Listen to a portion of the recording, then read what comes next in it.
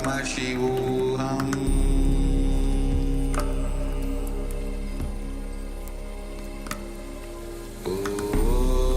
Nityananda Paramashivoham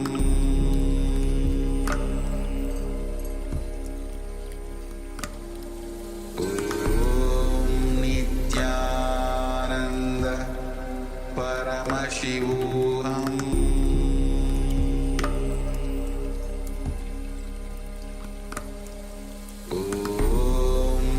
Nityananda Paramashivoham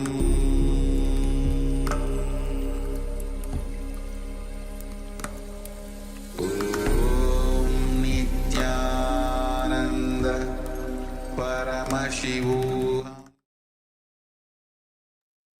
It's now slowly. Very slowly, you can open your eyes. And if you wish to share any solution that was revealed to you, we can use the chat box and start sharing.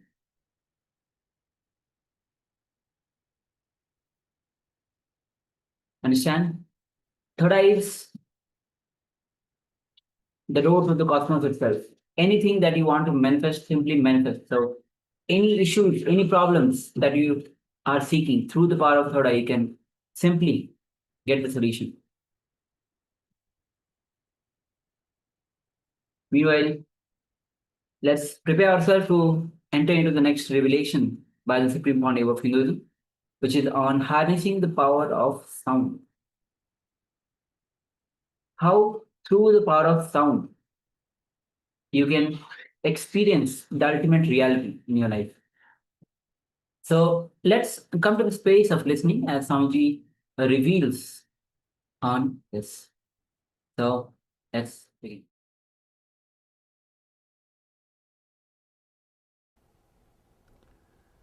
Sada Shiva Samarambam Shankaracharya Madhyamam Asmadacharya Paryandam Vande Guru Paramparam.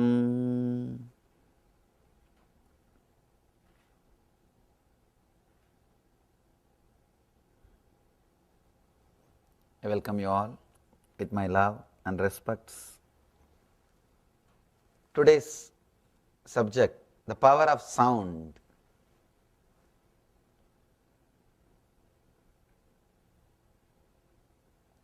All the spiritual masters, enlightened beings, all spiritual traditions, all religions, all mystics understood, experienced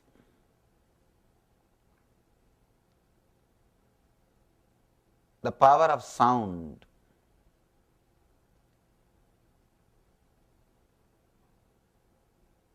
That is why, whether it is Vedas or Bible or Quran or Dhamma Sutra, everything says first there was a sound. From sound, everything is created. There are so many scientific researches proves the whole thing can be reduced just to vibrations, just to sound vibrations.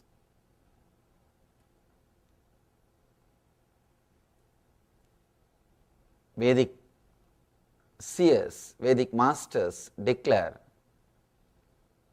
the whole universe is nothing but nada, sound. That's why they say nada brahmam. The whole entire universe, existence, cosmos is nothing but the vibration, sound. Today, we will explore a technique by Mahadeva, Anandeshwara, to experience enlightenment through sound. Mahadeva is giving a technique. The book which I am going to speak now, the book from which the sutra is taken, is 10,000 years old, attributed to Shiva, Mahadeva, traditionally we believe that Shiva gave this book to Devi. His teachings to Devi is recorded, and that is Shiva Sutras. Sometimes people ask me, how do we know it is given only by Shiva? How do we know these sutras are delivered by Shiva? I tell them, if you see the sutras, if you read the verses, anybody who has got this much knowledge, depth about the mind and the being must be Shiva. He must have experienced Shiva consciousness. Understand, Shiva or Buddha is not just a person, it's a state of a being. Anybody who achieves that state will be called as Buddha. In our tradition, Shiva, Buddha, Vyasa, all these words are just a state of a being. Still now, the disciples of Shankara is called Shankaracharyas. That is why we use two words, Adi Shankaracharya and Present Shankaracharyas. Anybody who represents is called with the same name. It's like a title. So, anybody who has experienced, anybody who has got knowledge to this level, to this depth, he is Shiva, no doubt about it. He has experienced the truth. The way in which he expresses, with that we can very clearly understand whether he knows or he has just read. We can be sure this book is not from a person who read and acquired knowledge. This book is from a person who has experienced, because he is giving solutions for all possible problems. He is giving solutions for the human beings who lived on the planet Earth, who are living on the planet Earth, who are yet to come. He is giving keys to open all doors. Today we will explore his technique, his meditation technique to achieve enlightenment, higher consciousness through sound. Almost all the enlightened traditions, all the enlightened masters and the traditions created by them have worked on the sound. Sound is one of the important methods to awaken the higher consciousness in you. In the East, language is not used just to convey a particular meaning, a logical concept. The language is used for transmitting vibrations also. That is why we call Sanskrit.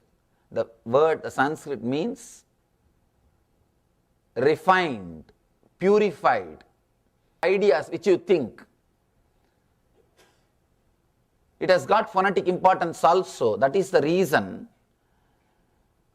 no Veda mantra can be altered. Sometimes you may feel if you use some other word, the meaning will be more sharper, more clear, but you can't change the word. Even if you think, I think this word can express the truth in a much better way. I think this word can take us to more deeper level. Even if you think that way, you can't change the word.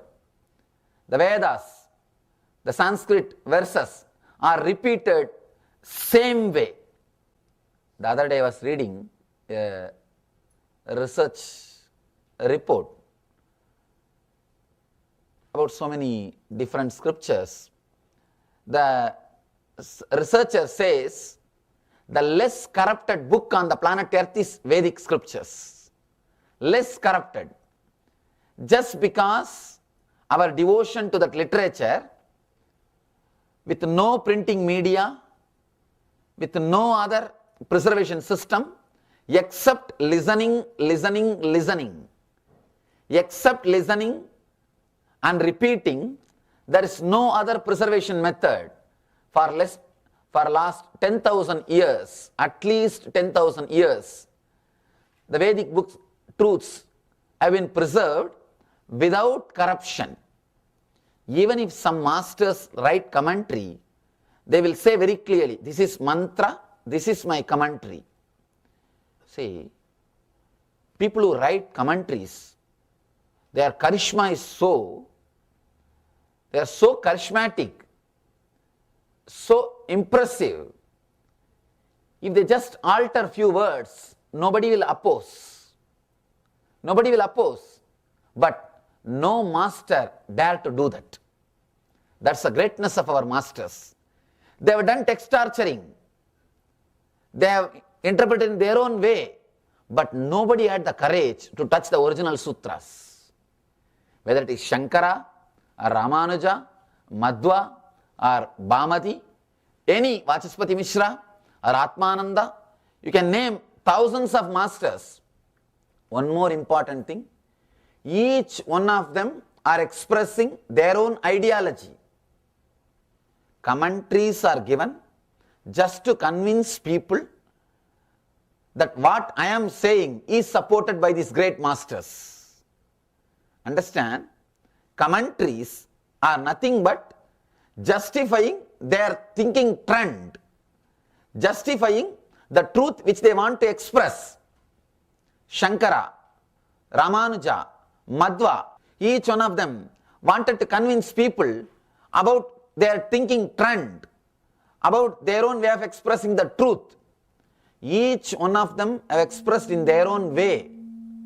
Each one of them were expressing in a different way. And if you see little deeply, it will be funny. Sometime the same sutra, how many different meanings it can come, how many different meanings can be derived, can be taken out from same sutra, from same verse.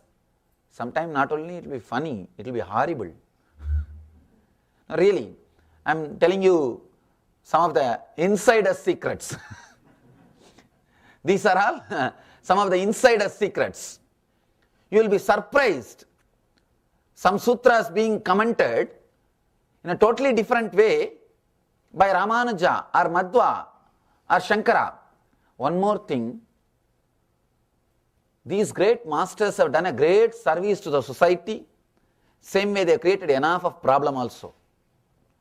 Because these three people, the fight among these three people is the fight which is happening all over India still now. Still now, because each one is interpreting in their own way. But even with all this commotion, amidst all these problems, amidst all these things, nobody dared to touch the original sutras. Understand? Nobody ever had courage to touch the original sutras. Whether it is Shankara or Ramanuja or Madhva, they give the original sutras, then they give their own meaning. They interpret words, they take out some words, they add some words, they give their own meaning, they present in their own way, everything they do. But in their commentary, never in the original sutras. First, Shankara writes Bhashya, commentary. That is why he is called Bhashyakara. Then Shankara's disciple writes Vartika. Sureshwaracharya, he is called Vartikakara, means commentary on commentary. And the next comes Tika. Tika means commentary on commentary on commentary. By the time truth is lost. It's like there's a beautiful Zen story. Tea was kept in a cup. Somebody drank the tea, washed the cup, poured that water in another one cup. That guy drank that cup, that water, and washed that cup and poured that water in the third cup. And the third guy, he is drinking that water. What smell or what will be the connection between this water and that original tea? That is what will happen when you read the commentary of commentary of commentary. But the beauty is, not a single master had courage to touch the original sutras. Because they all know it has got phonetic importance also. It is not just linguistic. It is not created just to convey a logical meaning. It is beyond. See, if a language is created just to convey a concept, you can develop, you can change the words, you can use better expressions in course of time, you can remove some words, add some words. But the Vedic scriptures are not just created to express a concept, to express an idea, to express a logical sentence. It is created to transmit vibrations also, because our seers, our masters know the power of sound. They know the power of sound. It was never altered. And one more thing, it will be very funny, even the grammatical mistakes made by the rishis, the grammarians or the pandits, intellectuals, were not allowed to change. See, if an enlightened being, when he speaks, he may make some grammatical mistakes. Pandits are not allowed to change that. Naturally, the disciples will be pandits. It's a trend from day one. High intellectuals will be disciples. The fellow who is innocent, who doesn't know the language, who is not a big orator, he will be the master. Because he knows, he expresses the truth as it is, in a simple way, very raw words, doesn't even know the language, doesn't even know how things can be expressed. That's away from the time immemorial. That's the way the life was. You have all the right not to believe. Not once or twice, at least 20-30 times I have seen him playing with sound and creating that effect in the outer world. I was shocked.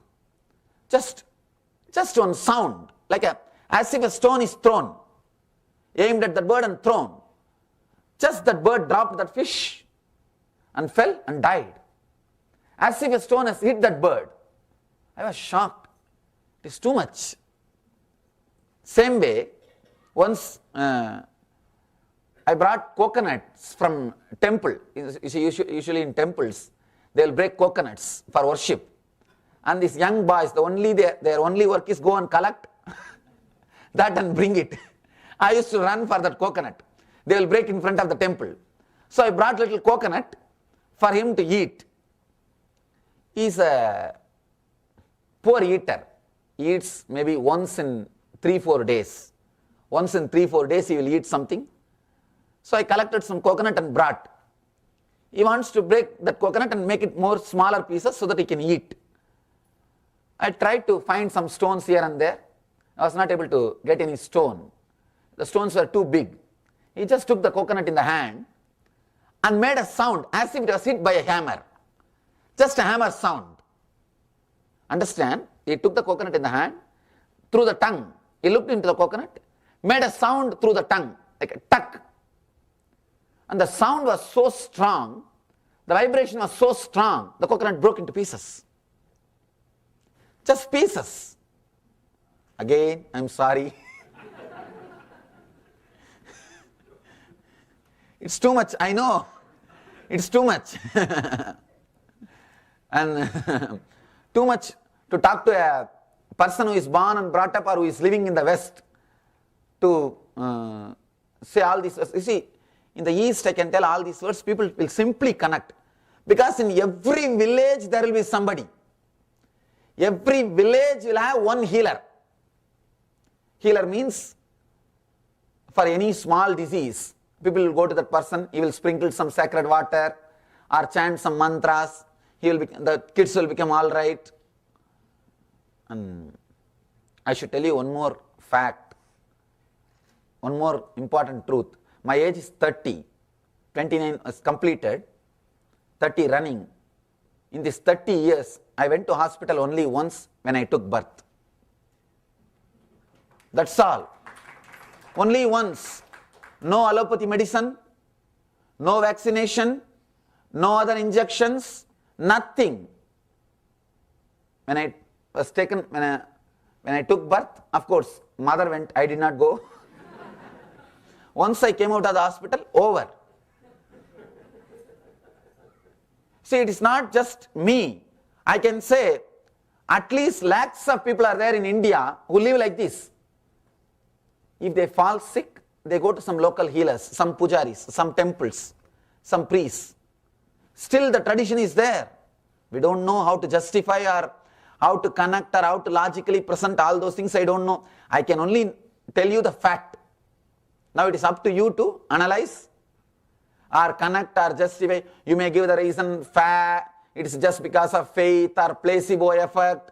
So many big words you can find. Scientific words and research words and all those things. I don't know all those things.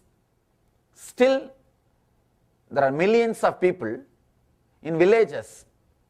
They go to that local healers, that priests, temple pujaris, or that whatever we may call. I think we don't have a right word in the English language because that concept does not exist. So we don't have a right word. That guy will just chant some mantra and sprinkle little water. The child will become all right. Still now in Indian villages, very difficult to believe unless you see. Unless you see, you can't believe. In Sri Lanka, during the annual festival Buddha Purnima, Buddha's Enlightenment Day, thousands of people will walk on fire. Same way in our ashram, every year, at least 3 or 4 times we do the fire walking.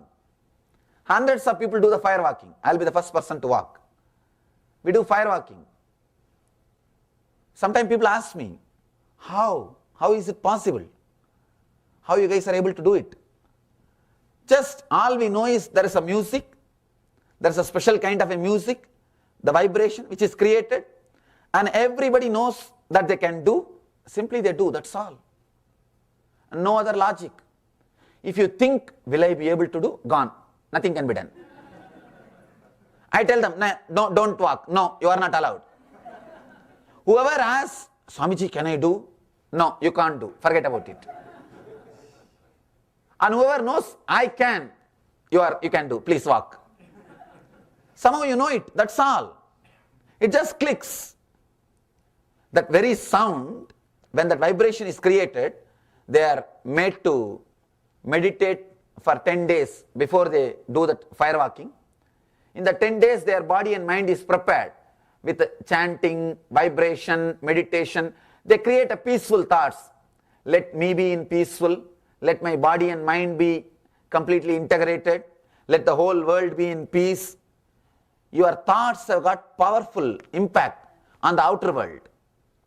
When you create so much of peace, when you create so much of feeling connected to the nature, nature does not disturb you. Person who has created enough energy to connect with the nature will not have doubt when he sees the fire. I'll be standing there just to filter. If I see little fear in their eyes, I tell them, no, you can't. If somebody walks with doubt, he gets hurt. If the person does not have any doubt, he is very clear. I know, I can do. He never gets hurt. He never gets hurt. It is a simple feeling connected. Just something clicks and you are there. Nothing happens.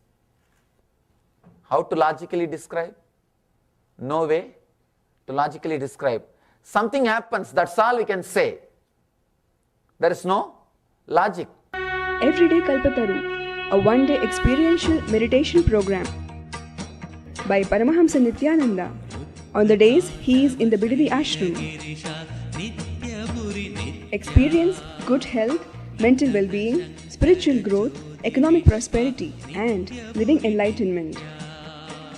July 8th and 9th, July 19th to 23rd, August 18th to 31st, September 1st to 8th.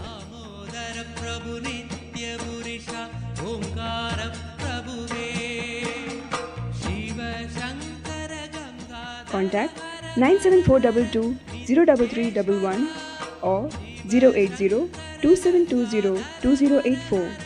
Nithyananda Dhyanapitham, Bidadi, Bangalore.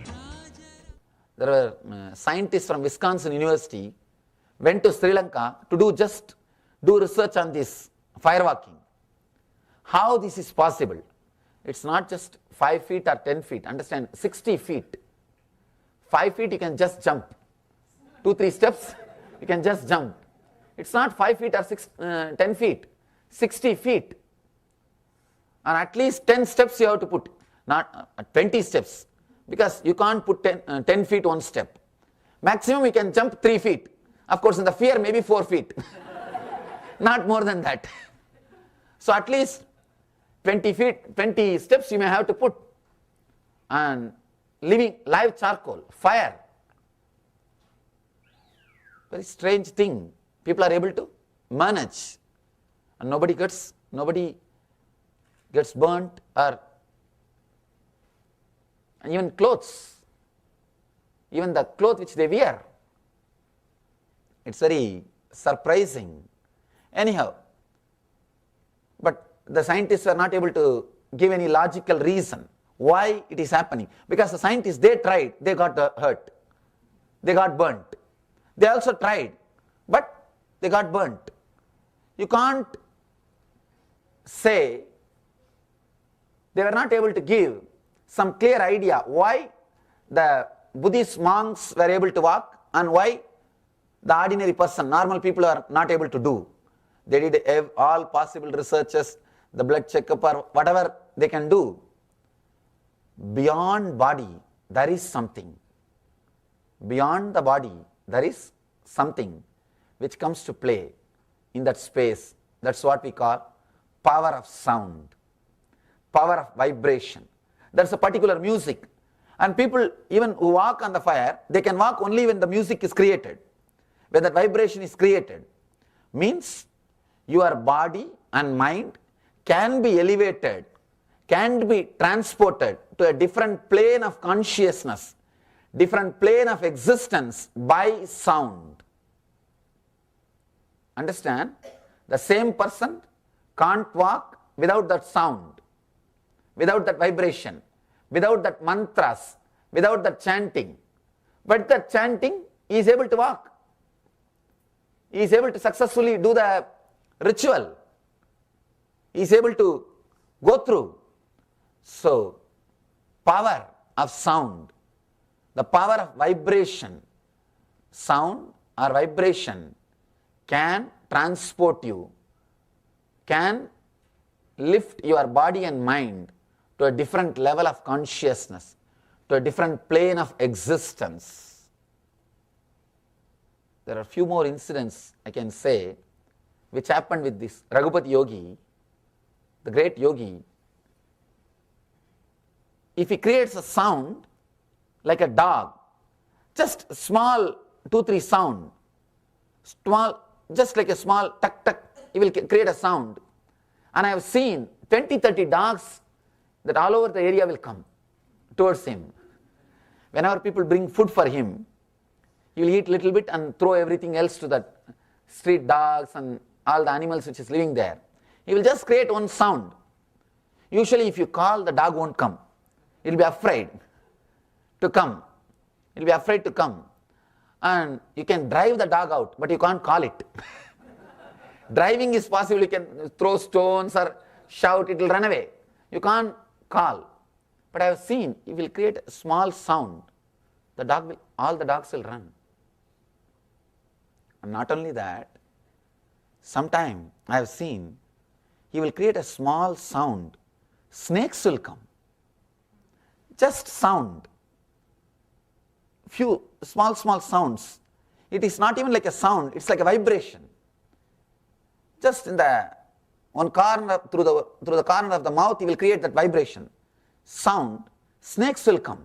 As if they are tied by a rope and being pulled. Just like that they will come. Usually snakes will go like yes, this way, they will move. But when he creates a vibration, I have seen snakes will come straight, as if a rope or thread is tied and it is pulled straight. And not only the snakes or anything, same way, the fruits from the tree, I have seen with my own eyes. If we are sitting in a tree, under the mango tree, especially with the mango tree and coconut tree, I have seen it with my own eyes. If we ask, Master, just get some mangoes, all you need to do is create a sound like a stone. Simply mango will fall. Simply mango will fall. You will just create a sound through the mouth, as if a stone is being thrown. Tuck, the mango will fall. Not only mango, even coconut. And breaking coconut also he knows. Just take it in the hand and create a sound. It looks very strange. Actually, I asked him once, how this is possible, Master? How can you do this? Can we break the stone? I asked him, you know how to break coconut. Can we break the stone? Because I thought maybe in the hand he is pressing the coconut. Because he is a very powerful, very strong person. I have seen him doing even in public. He will tie the iron rope in the chest and inhale and exhale strongly, and the rope will break. Iron rope. If I tell more things, it will look like more and more stories. It's a very strong person. I thought maybe in the hand he is breaking that coconut. Coconut he can break in the hand. What about stone? So I brought a stone for him and I kept that stone in front of him. All he did is just he sat, looked into the stone, just like connecting with that stone, created a sound. Tap, the stone has become two. But the sound which he creates, if you put your hand in between, your hand also gets hurt. Once I tried, when he was connecting with some object like this and trying to break, I tried to put my hand in between and I felt literally something is hitting the hand. Just as if the bone will break. It was so powerful, just the vibration. Just the vibration. Then I understood how the rishis have cursed people. See, you have a story, lot of stories, like Vishwamitra cursing somebody, Durvasa cursing somebody, Vasishta cursing somebody, these Vedic rishis cursing somebody. I was not able to relate. How can somebody say a word and it will become reality? When I saw this, I was able to relate. I understood, oh God, it would have been truth. Just a word, it can kill somebody. Just a sound. The old masters, Vedic masters, can just turn the whole life. Because they know the power of sound. They know how to use it. They know how to use sound particles. See, in course of time, Gita says, yogo nashta parantapaha. The truth or the inner science is lost in course of time. Because we have lost the keys, we can't say the treasure never existed. Understand? Just because we lost the keys today, we can't say the treasures never existed. Just because we did not experience these things, just because we did not get the right key, we have not tried in a right way, we have not experimented or experienced, we can't say the treasures did not exist. It existed. The truths existed. It was there. It was there. Established since 2002 in the United States of America, the United Ancient Nations is an intergovernmental organization currently made up of 160 plus members and indigenous nations. The UAN and its work are guided by the purposes and principles contained in its founding charter. The UAN is a manifestation of the profound connection amongst indigenous peoples across the world, including African, Andean, American, European, Caribbean, Oceanic, and Asian regions, rooted in shared wisdom, sustainable practices, and deep reverence for the earth. The United Ancient Nations serves as an international cultural and diplomatic organization focused on uniting indigenous cultures globally. Our governance structure is council-based without territorial claims, led by a collective leadership through our General Secretariat. As a non-state entity with UN-style advocacy, we focus on several key areas.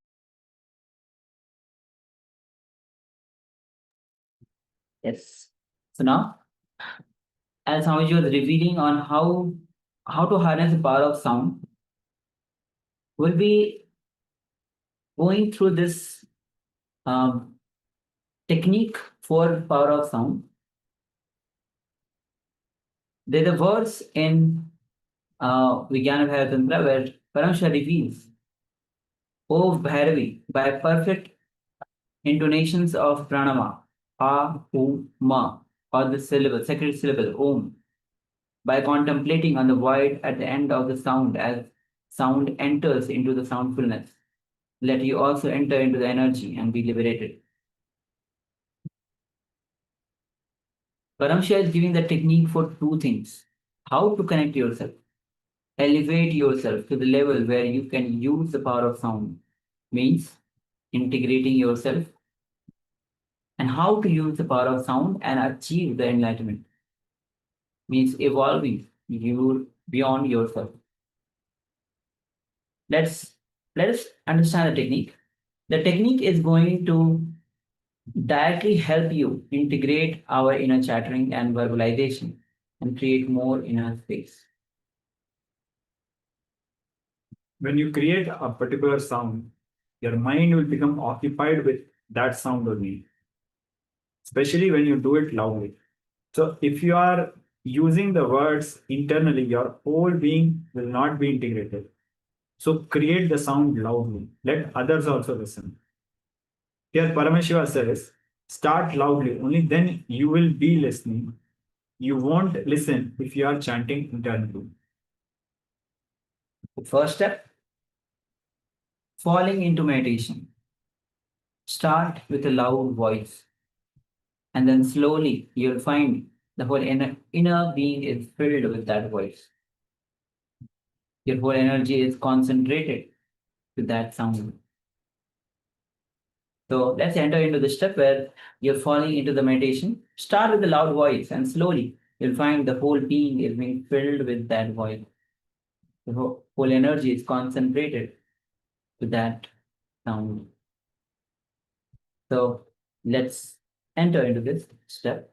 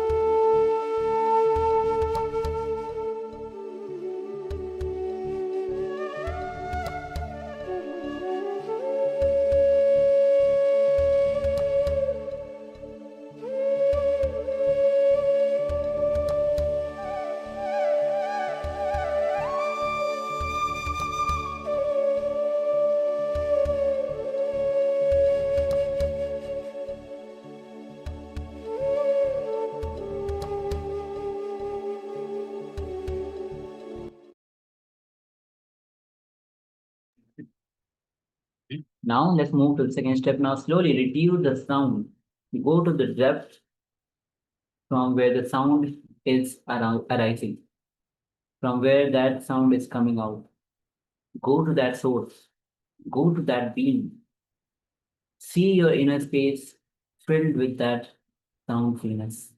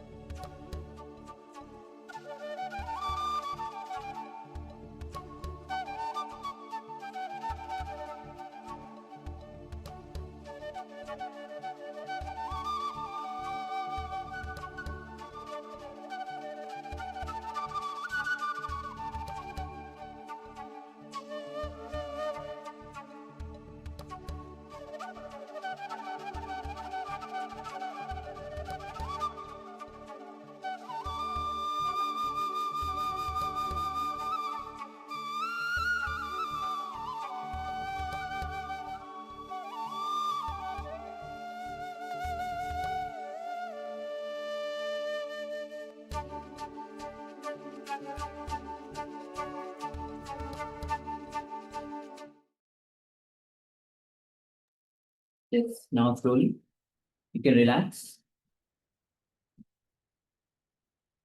And if you want to share your experience, please take a moment and share your experience. Meanwhile, we'll be getting ready for the next revelation by Swamiji on disengage for the eye. So let's get ready as we are about to enter into this revelation. Understand, we are constantly fueled by greed and fear. Only when we disengage from fear and greed, we enter into the space of pure oneness. So let's come to the space of listening and let's enter into this revelation by Swami.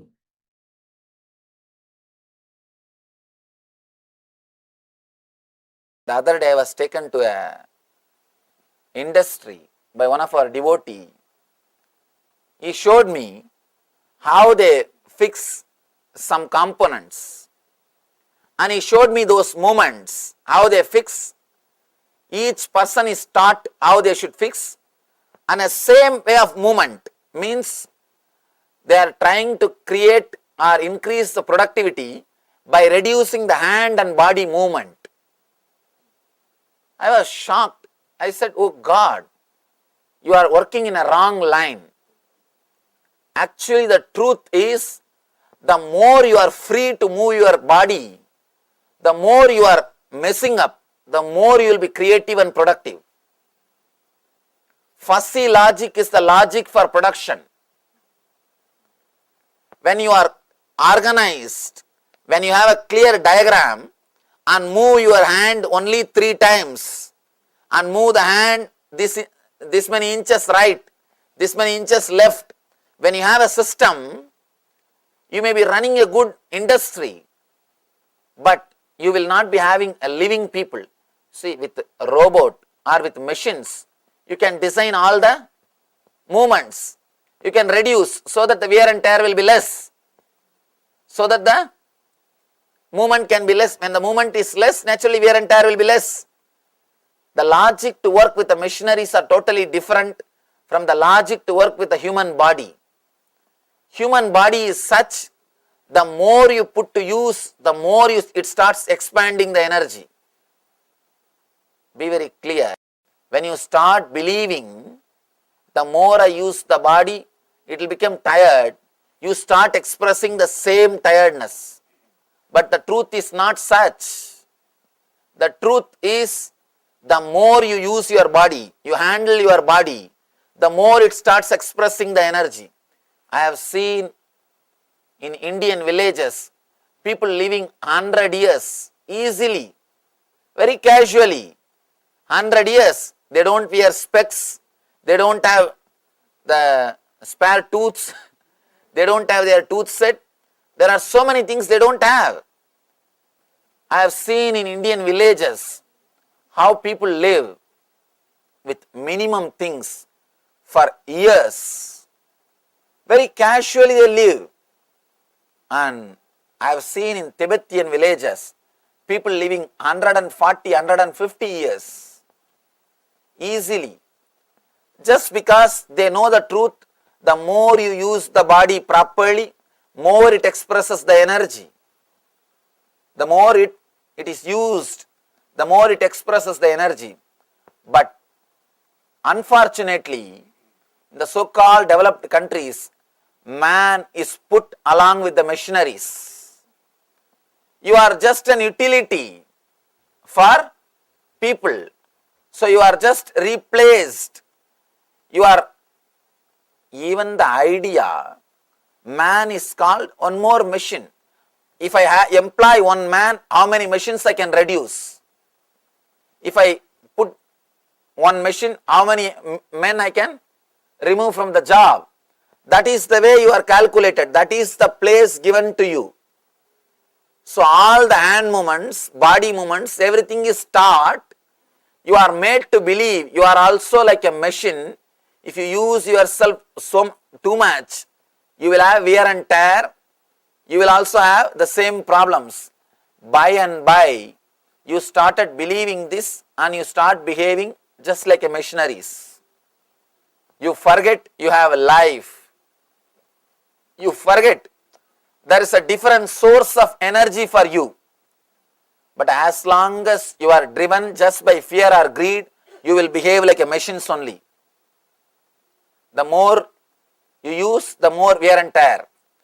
If you can touch the source of the prana, if you can touch the third source of energy, which is not fear or greed, then you will understand the more you use your body, the more you become alive. But for that, you should understand how to move your body without fear or greed. Without fear or greed. As on now, our body moves only with fear, only with greed. Try to do something without planning logically about fear or greed. Bhaya and kama. How to move the body without fear, without greed. Then you will understand this technique. Then you will understand what Shiva means by the word, let your body sway rhythmically. Let it swing rhythmically. He says, in a moving vehicle, by rhythmically swaying, experience the amazing thing, little difficult to believe. He says, just by that you can experience the inner peace. You need to understand deeply. Shiva is not selling fantasies. God saved, at least in his time, spirituality was not buyer's market.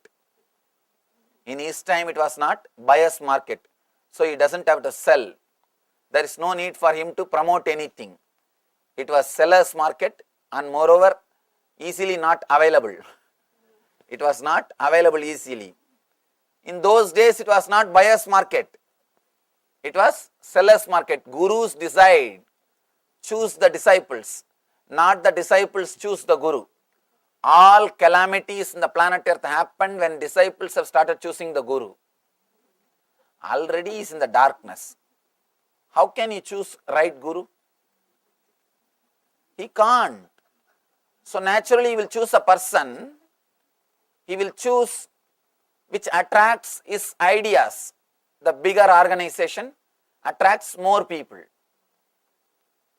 In Sanatana Dharma, in Hinduism, they don't have any organization. All Hindu temples are just worship altars. They are not organizations.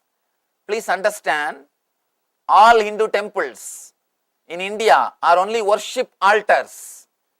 Anybody can come, worship and go. In North India, you straight away go and touch the deities. If you had been to North India, you can understand. You straight away go and touch the deities. You go and you pour your water or milk or flower, you worship and you go. That's all. They are only worship altars, not organization. They are not organizations. That's an important thing, because Hinduism did not believe in conversion. They did not believe in preaching. It was seller's market, not buyer's market. The truth, all these truths are so pure because they do not have to convince anybody. It is not written out of the consciousness which is caught in fear or greed. It has aroused out of the consciousness which is free from fear or greed. I can say the one and only truth which they express is go beyond the fear and greed. Even indirectly, they do not have the concept of conversion. Still now Hinduism doesn't have ritual to get convert.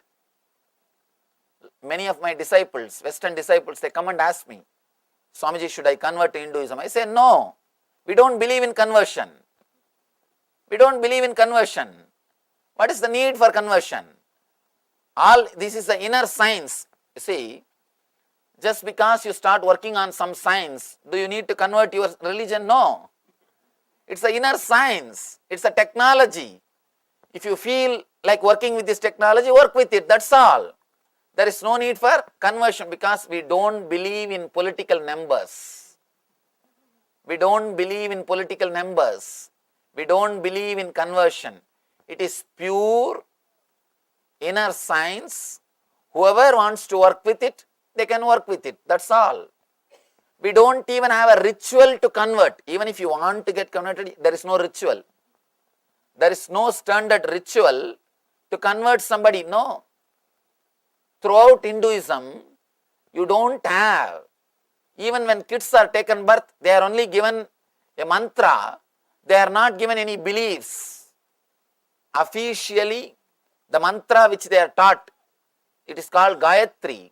That mantra means a very simple thing. That mantra means, let me meditate on the energy which guides me towards the intelligence to experience the truth.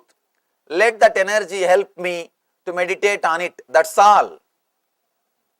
No belief is taught. No teaspoon feeding of any belief. Simply you have to search. Only you are given a torch. With the torch you have to start searching. These techniques are offered by the masters who do not have to sell themselves or their techniques. That is why they are so pure, so beautiful, and straight away effective. Straight away effective. It doesn't have to convince anybody. All your phobias inside flight or this inside the closed area is nothing but your resistance to that space. Your resistance to that space, nothing else. Height phobia. There are so many phobias. I am shocked. First time I am hearing about all the phobias here only. I never heard about these phobias in the primitive villages. Primitive villages don't have any phobias. They don't have any phobias. I was shocked to hear about this phobia. First of all, the word phobia I came to know first only when I started traveling in these so-called developed countries. I never heard about phobia. What is there? Phobia means nothing but holding on to your body tightly, and you do not want your body to move into a space which you have not already experienced. You wanted everything to be clear. The project plan, where you are going, what will be happening next, what will be the third step, what will be the fourth step, what is the next, and what will be the end. If some place, even if one puzzle is not fulfilled, even if the one puzzle is not clear, you are not comfortable in that space. You wanted everything clear before entering. You are not ready to allow God's hand in your life. You wanted everything to be clear according to your intellect. I always tell people, do not plan completely. Give a little bit of space for God. Let Him also plan a little bit for you. Let Him also plan. If you plan too much perfectly according to your intellect, you may not commit any mistake, but you will commit blunders.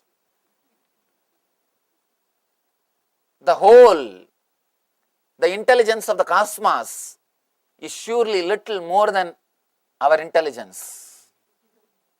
So once in a while, not planning completely logically or allowing ourselves to be little liquid or entering into a space where there is little risk or the spontaneity is good. It keeps you alive. It keeps you alive. It keeps the spirit and the energy in you active. If you are living with a clear planned system, be very clear, you are already dead. Because you have no opportunity to do anything new. I have seen people who live in the forests, who live in the hills, who live in the natural places. The life or the energy which radiates around them is amazing, shocking. 9 years I lived wandering all over India. I tell you, people always ask me, oh Swamiji, it is such a difficult life. How did you do? It's a great difficulty. They think I have done a great achievement. But I tell you, that was the great joy. It was not an achievement, it was joy. You don't know, only when you live that life, you will understand the freedom and the energy of that life. They come and tell me, stand in front of me, thinking that I have done a great sacrifice or a great thing by living that wandering life. They come and tell me, how did you live, Swamiji? Such a difficult life, traveling, walking from village to village. Was it not difficult? You have achieved a great thing. It is amazing. I tell them, according to me, only you are the great person. Because you see, for you, you can't imagine living like me, traveling from village to village and begging in the houses and sleeping under the trees and living. I tell them, just how you can't imagine my life, I can't imagine your life, living in the same house, going to the same office, same car, same house, and I can't even think getting up early morning and seeing the same people, same faces. It's unimaginable for me. How my life is unimaginable for you, your life is unimaginable for me. It is not a big tapas or it is not a big suffering which I lived. That was the amazing freedom, amazing energy. One more thing, tremendous risk. Constantly you have to be alive. Understand, surviving is totally different from being alive. Now, people who live in a very secured way, they may be surviving. It's nothing more than the graveyard with a key, that's all. See, if you are just surviving, you are living in a graveyard with a key. Just because you have a key, don't think our houses are not graveyards. Our houses have got one benefit, the graveyard with key, that's all. Only when you live an intense life, you are alive, where you need to be constantly expressing all your energies. I always tell people, only when you are cornered, you express completely yourself. You completely express the energy which you have in your life, which you have in your being. Only then you start expressing the next level energy, what we call prana. In Sanskrit, we call that as prana, means life force. We do not touch the life force at all. We live just with the Mooladhara and Swadhisthana. Mooladhara chakra, root chakra is greed, desire, sex. The Swadhisthana, next chakra, is fear. That's all. We live only in this two layers, fear or greed, that's all. We never come up to the third level. The Manipuraka chakra is the chakra, the prana, life force. Navel is the chakra with which you are connected to the cosmos. Navel is the chakra from which you are connected to your mother. Your body and your mother's body is connected only through navel. That is the chakra through which you receive energy, prana. You received prana from your mother only through the navel chakra. Only before birth you used your navel chakra. After that you never touched it. That's the source of our prana. But we never touched it. We used only the chakra which is lower than the prana. Only the fear and greed are used, never the prana itself. Because there is no need for you to be alive. If you just survive, that's enough. All you have to do is inhale and exhale till doctors declare you medically dead. Practically nothing more needs to be done. That's why I tell people, luxury and comfort kills your life. It takes away life from you. Everything is clear. You get up from the bed, you walk slowly 4-5 steps, and in this country attached latrine bathroom also. And you straight away enter, take bath, and everything is neat, arranged. Come out, wear the dress, come out, sit in the car, go to the office, everything is clear. You don't need to be alive. You don't need to be alive at all. Sometime you can look into your life You don't even have to remember that you got up from the bed. You can do the whole thing just mechanically and come back and fall in the same bed. You don't even have to remember you got up from the bed 2-3 hours ago. You can just do the whole thing in a